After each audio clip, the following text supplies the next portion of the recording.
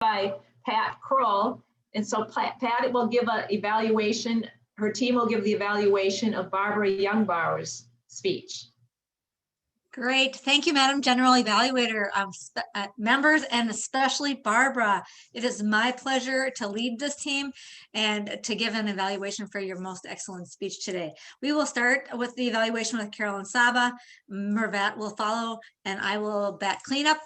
And then we will again call on Barbara for her feedback after our evaluation. So let's start with Carolyn Saba for her evaluation of Barbara. Thank you, Madam Team Lead, and thank you, Barbara. Barbara, today I am here to talk about your organization, and we have the rest of the team talking about your humor and audience reaction. I want to talk about your humor and audience reaction, but I'm going to try and sustain. Was your speech organized? It was. Your speech was chronological. Did it make sense? It did. It made so much sense, and it touched me so much. It is not very often that I emotionally weep during Saturday Morning Live speeches, but you got me. You got me right here. You use You did a great job. You opened your speech. You set the scene. You said, I'm a bouncy ball. David is not. We're two opposites. And you used those throughout your speech. You said bouncing ball versus stability. You said opposites attract again and again. You you talked about how you met, how you got together, and how you have clung to life together. And you used that word. You did a great job at the organization.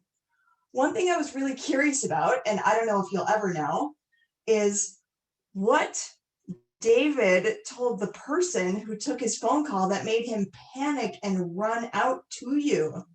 I don't know if we'll ever know that, but that would be really interesting. What caused such a thing? Another thing I just wanted to talk about was this speech was so easy for you to give because it really, really came from your heart. You told us in our prep that you hadn't really written it. So as far as a prepared speech and writing all the words, you didn't have all those words, but you didn't need to pre-write them. They came from your heart. And it was just so sincere. And other speeches I've heard you give, someone else is going to talk about vocal variety, but other speeches I've heard you give, you've been really breathy and you're really trying to make an impact. This speech, you weren't trying to make an impact. You were just expressing the impact that it had on you. So I think it was really good. Literally the only thing I can think of in terms of organization is just give us a wrap up at the end. Give us another funny anecdote and just state those 3 points: how you met, how you got together, and how you've clung to life together. Just that's all I have for you. So thank you. Thank you so much. All right, next we will go with Mervat. Mervat, you are up. Barbara, amazing speech. Very touchy, really touched my heart. I can tell that in some of your speech, I was tearing up. It's more than emotional speech than humorous speech. Speaking to clarity, you spoke very clearly.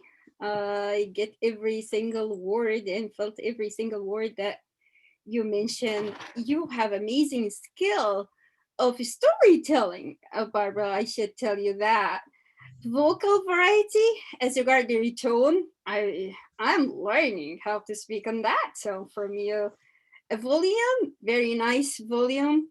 As regard to speed, you're kind of speedy, speaking a little fast, but that's appropriate, being delivering emotional speak. We tend, when we are emotional, to speak fast, but to challenge yourself, try to, in certain time when you mention some of the storytelling that is really emotional, try to slow down your speech. As regard your eye contact, you use them effectively. I feel you. You effectively use your eye contact to engage your audience. Very good job in that. As regard gestures, so you use your physical gestures effectively. You know how to use them because when you said running up, you were actively running and can catch your breath. So you know, Barbara, how to use your body gesture to express yourself effectively. However, to challenge yourself, try to use them more. If you have ever to deliver that speech again, try to use more of this. You are good at it, but use more of it. I give you some example on that. When you said, talk about the husband that's the best person in the universe. You was Zach. He's the best person in the universe. So I felt immediately in love. You might put your hand on your heart and express it. Don't be shy. I know you. You're not kind of a shy girl. So yeah, when you mentioned in the first 2 years, you can do the sign of 2 years. So how can I forget that? Nice, use these body gesture when you say why you're dating that morons. You use that kind of body gesture. So other than that, amazing speech. It was very touchy. Thank you for that speech. Great. Back to Great. Thank you, Mervat. Barbara, it is my pleasure to give you my evaluation for this presentation today. Thank you so much. It was this speech, I think I put it in the chat. This was especially touching.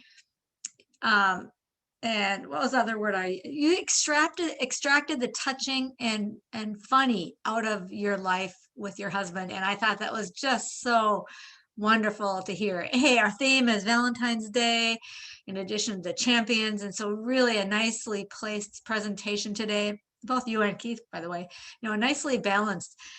So really, really well done. So what I'd like to do is kind of review some of the funny that I heard and that I saw the reactions of the audience, and give you a couple of bits of suggestions that you might even incorporate even more to extract even more funny out.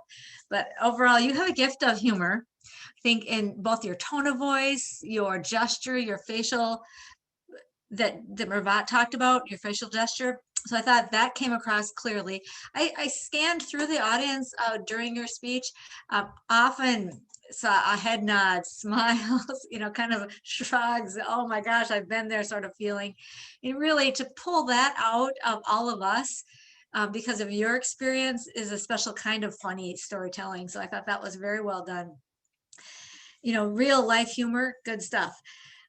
So one of the things that I'd suggest maybe you could even extrapolate even more, when you're talking about how you and your husband would talk about the morons you were dating versus who he was dating, I think there might be a little bit of room there to tell us why they're morons. I don't know, give them names, Mr. Generous or whatever. I don't know, something like that.